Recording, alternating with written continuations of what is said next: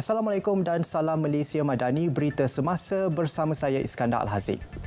Ketua Sindiket Dadah bergelar Datuk antara 10 lelaki ditahan di Sabah kerana disyaki terlibat dalam sindiket pengedaran dadah terbesar di negeri itu. Timbalan Ketua Polis Negara Datuk Seri Ayub Han Maidin PJ berkata kesemua suspek yang berumur lingkungan 36 hingga 48 tahun itu ditahan semalam dalam operasi khas pada pukul 2.30 pagi. Operasi itu melibatkan Jabatan Siasatan Jenayah Narkotik Bukit Aman dan Eastern Sabah Security Command ESCOM. Dalam operasi berkenaan, beberapa siri serbuan telah dijalankan secara serentak di sekitar Kota Kinabalu dan Pantai Timur Sabah, melibatkan daerah Tawau dan Sempurna. Sindiket dipercayai terlibat secara aktif dalam kegiatan pengedaran dadah jenis syabu sejak tahun 2015.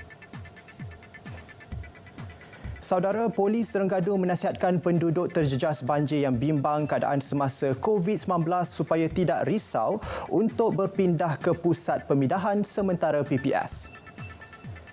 Timbalan Ketua Polis Datuk Wan Rohman Wan Hassan berkata ini kerana Kementerian Kesihatan Malaysia KKM sentiasa buat pemantauan terhadap situasi di PPS. Katanya lagi ketika mahu mendaftar di PPS, pegawai KKM akan membuat pemeriksaan dan siasatan awal terhadap penduduk. Mereka akan dicadangkan untuk dirujuk ke hospital bagi saringan lanjut sekiranya keadaan kurang memuaskan. Setakat 23 Disember, portal KKM Now melaporkan Terengganu mencatatkan 1,250 kes aktif COVID-19. 13 sungai di 6 daerah Terengganu telah melepasi paras bahaya. Ia berikutan keadaan hujan berterusan sejak beberapa hari lepas. Berdasarkan data dari laman web Public Info Banjir, Tipesut Sungai Besut di Jambatan Keruak merekodkan bacaan 35.08 meter melepasi paras bahaya 35 meter dan Sungai Besut di Kampung La merekodkan 22.16 meter melepasi paras bahaya 21.8 meter. Disetiu pula Sungai Nerus di Kampung Bukit berada pada paras 13.78 meter, paras bahaya 13.2 meter dan Sungai Setiu di Jambatan Pemaisuri merekodkan bacaan 9.08 meter melepasi paras bahaya 8.8 meter. Manakala di Kuala Terengganu, Sungai Terengganu di Drawbridge berada pada paras 2.27 meter melepasi paras bahaya 1.8 meter.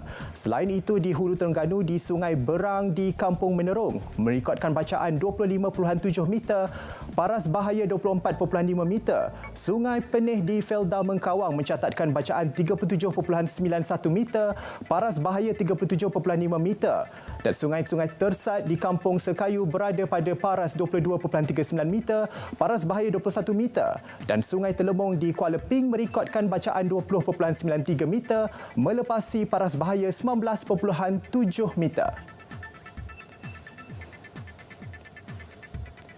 Perkembangan dunia, jumlah rakyat Palestin yang maut dan hilang di Semenanjung Gaza meningkat kepada 27,674 orang.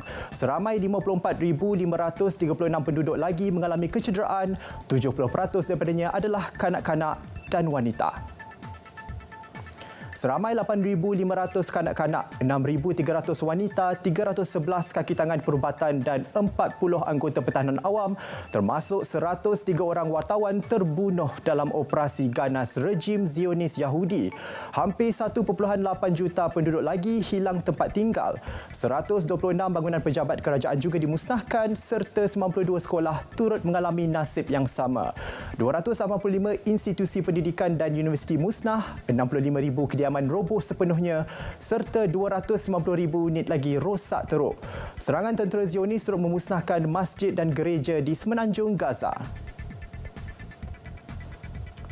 Baik saudara, berita semasa berakhir di sini. Dari sungai ke segara, Palestin pasti merdeka. Malaysia Madani, tekad perpaduan, penuhi harapan. Assalamualaikum.